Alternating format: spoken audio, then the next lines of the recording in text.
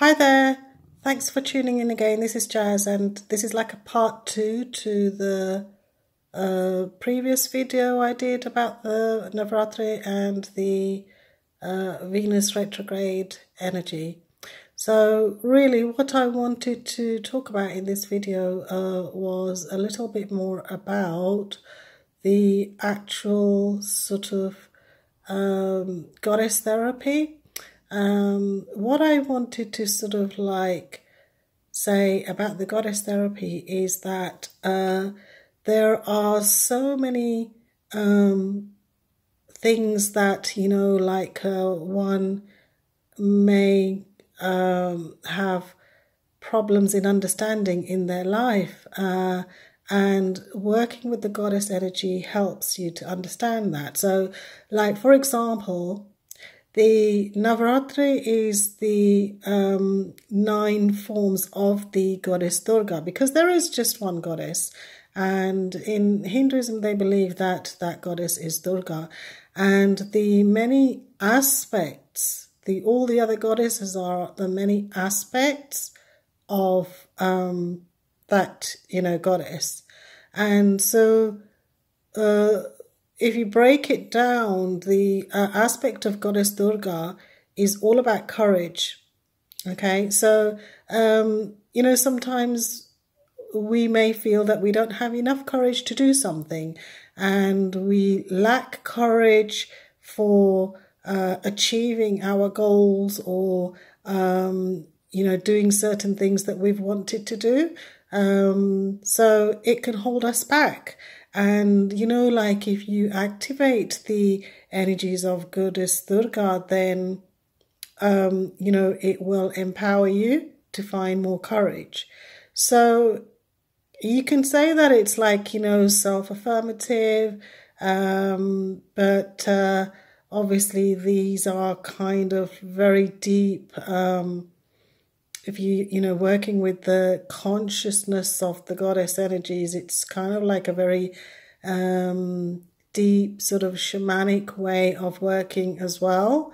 And I often take, my clients off on shamanic journeys, depending on obviously where, they need to work on.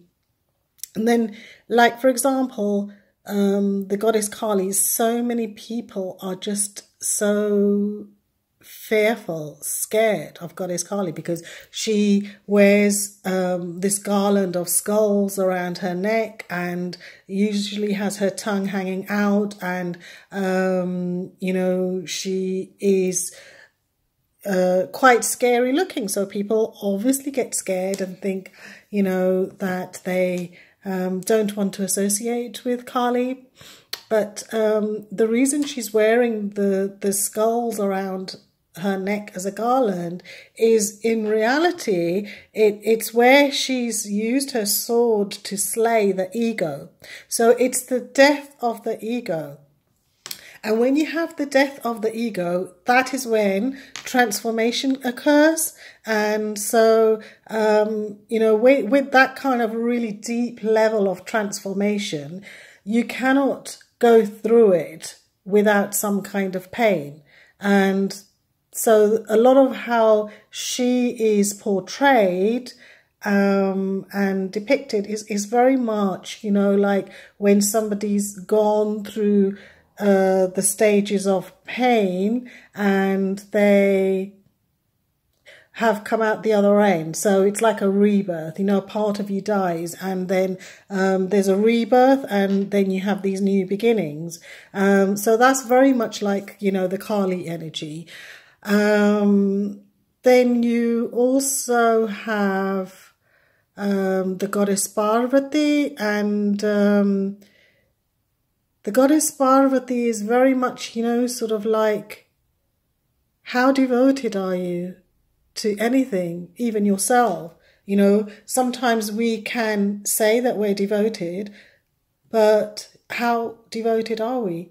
So to anything, to yourself, to other things, to people, to your goals, your dreams, how devoted are you?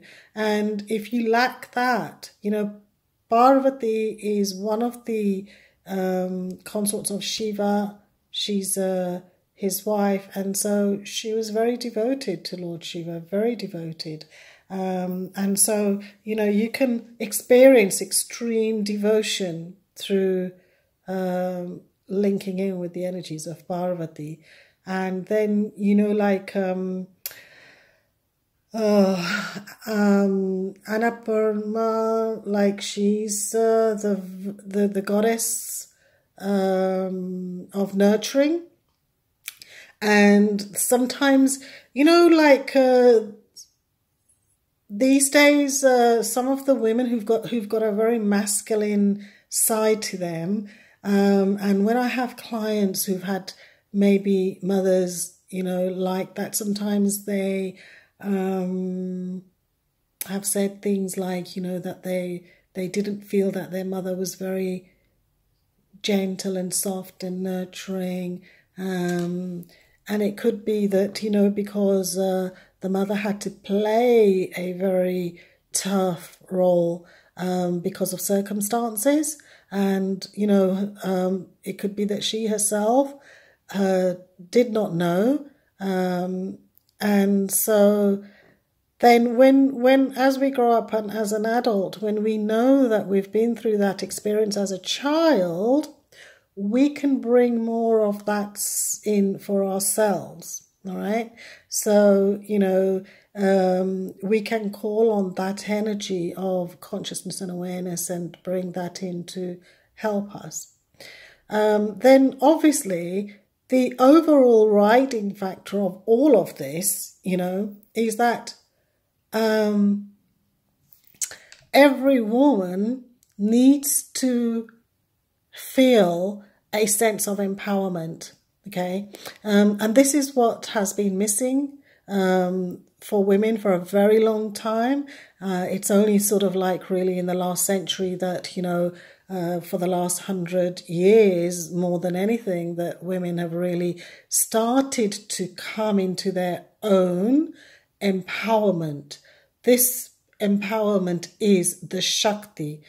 Okay, so it is the Shakti, the internal power of each woman. And that's why you may see groups that are all women groups and organizations with the name Shakti, because they're, you know, using that name in support of the women's empowerment and, you know, what they're standing for.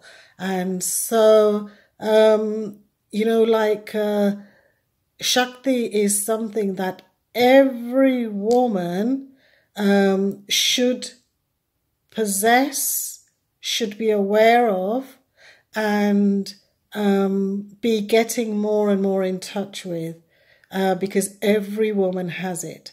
And that is a goddess and consciousness in its own right. Okay. Now, the goddesses that I've just been through are only just the goddesses linked to Navratri and the Navratri period. But as I mentioned in the other video, there are many goddesses that obviously are linked to all cultures and countries around the world. And, you know, they are, all of them, the consciousness of each goddess is so powerful. I mean, like, you know, the African goddess of the oceans and seas, Yemenia, I think that's how you pronounce it. But anyway, I know it begins with a Y, Yemenia, something like that. So she is so powerful. You know, she rules the oceans and the seas, and anything linked to that level of depth of emotion is just really deep and powerful. And then you've got, like, you know, you've got India on one side, and then you've got like Hawaii, the island of Hawaii. You've also got the goddess Pele, who rules, again, she rules the oceans and the volcanoes, and she is also very much about transformation as well. And Pele is very dear to my heart, because when I was there, I had an amazing interaction with the goddess Pele. Amazing experience, and I can never forget that. So this is what I mean when I talk about, like, you know, working on a deep level of shamanic kind of consciousness with these sort of energies. So if you would like to know more, please contact me. If you would like to have a session, I can do a Skype session on working with the goddess energy. We can work out which area obviously is lacking or weak, and how to work with that to improve, bring about more of an empowerment, and understanding certain rituals as well. You know, mantras. So a lot of these things, mantras, rituals, things that are connected to the goddess energy, I can, you know, use those to work with you. So, you know, if you feel drawn to this kind of work and you would like to know more, and if you're, you know, not in my country, you're in another country, I can definitely do a Skype session with you. That's not a problem. So yeah, a very powerful time, you know, this Venus retrograde as well, and Navratri, and this time of the year, you know, with the moon, the planets, everything, getting in touch with our divine feminine energies is, you know, really important, really, really important. And it's there to kind of like help us to evolve and go that one step, you know, further from where we were before. So I look forward to hearing from you soon, and take care, and be the Shakti that you are. Shakti, remember that. You are Shakti, okay? All right, until we speak, take care.